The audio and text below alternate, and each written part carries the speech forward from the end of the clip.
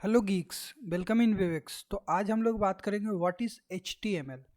तो HTML होता क्या। तो सबसे पहले समझते हैं HTML का फुल फॉर्म जो होता है हाइपरटेक्स्ट मार्कअप लैंग्वेज। तो हाइपरटेक्स्ट मार्कअप लैंग्वेज का मतलब क्या होता है।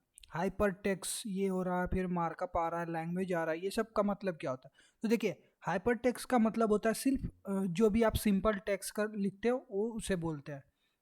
देन मार्कअप लैंग्वेज का मतलब होता है वैसा लैंग्वेज, कंप्यूटर लैंग्वेज जो फॉर्मेटिंग और एडिटिंग ये सब के लिए होता है हो ठीक है। मतलब कि जिसमें आप प्रोग्रामिंग, ये प्रोग्रामिंग लैंग्वेज से डिफरेंट होता है। ऐसा नहीं कि ये C++ जैसा है, बिल्कुल भी नहीं।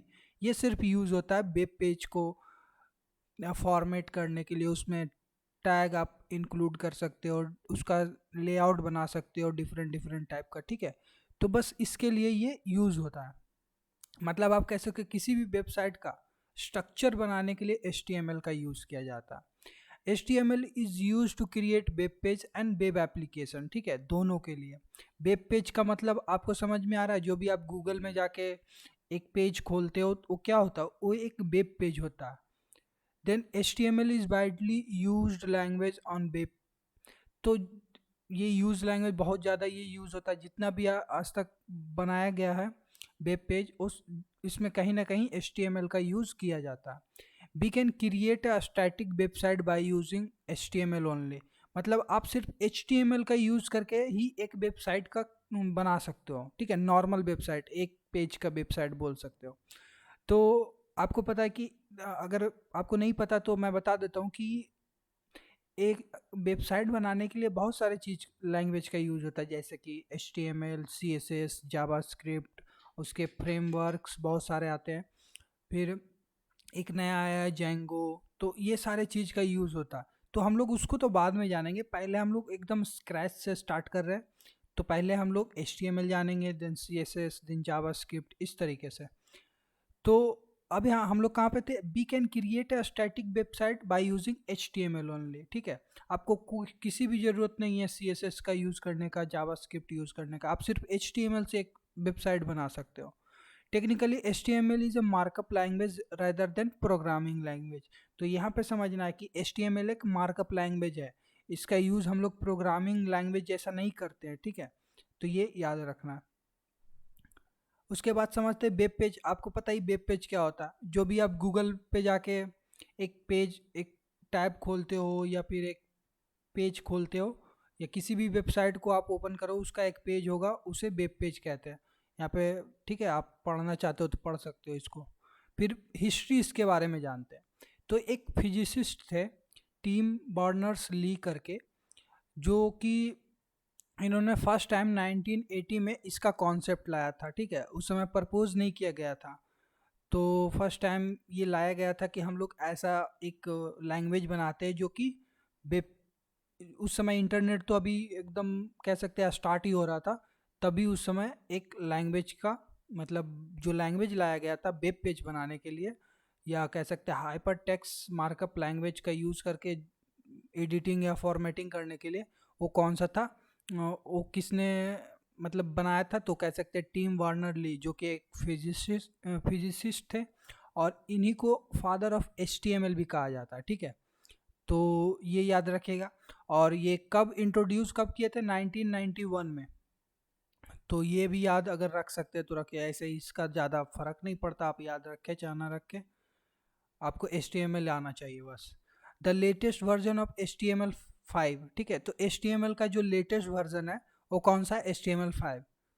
तो ये हो गया ब्रीफ हिस्ट्री ऑफ जो भी। अब यहाँ पे वर्जन देखते कौन कौन पहले आया क्या था।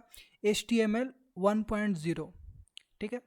HTML 1.0, देन उसके बाद HTML 2.0, देन उसके बाद HTML 3.2 आया। 3 नहीं आया, 3.0 नहीं आया, पता नहीं, पर जो भी है यही इसका वर्जन है। और जो लास्ट वर्जन है ये HTML5 है। तो आप समझ गए। तो HTML5 के बारे में थोड़ा सा मैं बताना चाहता हूँ। HTML5 is the newest version of hypertext markup language, ठीक है।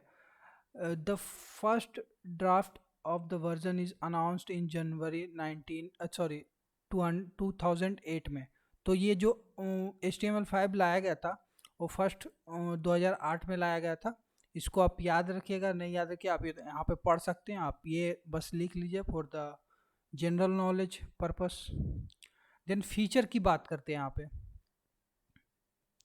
तो फर्स्ट पॉइंट में बात करते हैं, it is a very simple and easy language. तो आप इसको बहुत आसानी से सीख सकते हो, विद इन मतलब वीक सीख सकते हो, एक हफ्ते में आप सीख सकते हो इसको, अगर पूरा टाइम मतलब 2 to 3 आवर अगर आप दे दो अच्छे से तो इसको सीख सकते हो। It is very easy to make an effective representation with HTML। ठीक है, तो आप अपने मतलब वेब पेज को अच्छे से डिज़ाइन भी कर सकते हो अगर HTML का यूज़ कर रहे हो तो, उसका एकदम स्ट्रक्चर आप बना सकते हो। देन उसके बाद अगर आप CSS यूज़ करोगे तो उसको आप उसको डिज़ाइन भी कर सकते हो अच्छे से। Then it is a markup language. अगर मार्कअप लैंग्वेज का मतलब होता है आपको उसमें टेक्स्ट ऐड कर सकते हो, फिर उसको फॉर्मेट कर सकते हो, उसके फॉन्ट को अलग अलग डिफरेंट डिफरेंट टाइप के फॉन्ट ऐड कर सकते हो, ये सब सारा कुछ कर सकते हो। अब फोर्थ पॉइंट में है कि उसमें आप जो HTML5 है, HTML5 में क्या होता है कि आप वीडियो को ऐड कर सकते हो, साउंड ऐड कर सकते हो, लिंक ऐड कर सकते हो, डाउनलोड बटन, ये सारा कुछ बहुत सारा चीज़ इसमें कर सकते हो। It is platform independent because it can be displayed on any platform like Windows, Linux, मोनिटोस।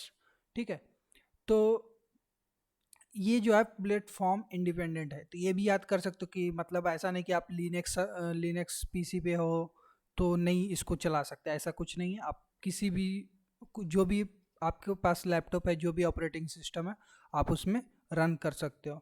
Graphics, ठीक है, ये 6 पॉइंट मैं बोल चुका हूँ। आप इसमें जो भी इंटरैक्टिव कर सकते हो, जो भी वीडियो ऐड करना है, साउंड ऐड करना है, ग्राफिक्स भी, इमेज जो भी ऐड करना है आप ऐड कर सकते हो। 7 में HTML is case insensitive language. Case insensitive का मतलब है कि आप उसमें बड़ी लेटर में लिखो या छोटी लेटर में, उसमें फ़र्क नहीं आएगा। ठीक है, लेकिन आप बड़ी में मत लिख करके आप छोटी में लिखना पसंद करो, क्योंकि ज़्यादातर जो प्रोग्रामर्स यूज़ करते हैं HTML को वो छोटी लैंग्वेज में ही मतलब लोअर केस में यूज़ करते हैं। ठीक है, तो यहाँ पे बोल रहा है which means we can use tags either in lower और अपर केस। तो ज़्यादातर हम लोग जो यूज़ करेंगे वो लोअर केस में, अपर केस कभी यूज़ ज़्यादा होता ही नहीं है। इससे प्रॉब्लम क्या होगा कि जब भी कोई आपका कोई दूसरा प्रोग्रामर अगर आपके कोड को रीड कर रहा है तो उसको प्रॉब्लम आएगी, और आप किसी और का कोड को आप रीड कर रहे हो तो आपको प्रॉब्लम आएगी। तो इसीलिए हम लोग छोटी में करेंगे, मतलब लोअर केस में लिखेंगे। तो ये